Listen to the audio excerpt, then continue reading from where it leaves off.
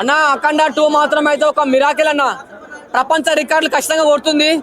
ఒక pan India movie అని చెప్పారు. మన బాలకృష్ణ గారు pan India movie first time వచ్చింది. కానీ ఇలాంటి సినిమా చెప్తున్నా కదా, వరల్డ్ లెవెల్లో ఆడుతుంది మూవీ. నాకు ఇష్టమైన స్వీట్ కలకండ. ఇప్పుడే చూశాను అఖండ. అసలు ఈ సినిమాలో డైలాగ్స్ కానీ రక్తపాతం చూపించారన్న. జై బాలయ్య. బాలయ్య ఒక శివ తాండవం చూపించారు. ఇలాంటి సినిమా నేను చూసినందుకు నా జన్మ ధన్యమైందన్న.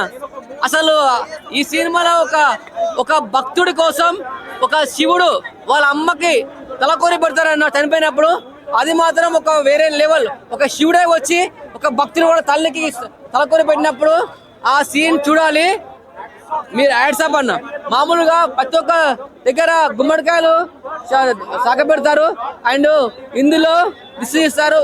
మన ఒక విలన్ తలకాయతో దిష్టి తీసినప్పుడు కింద పడేసినప్పుడు సీన్ ఉంటుంది.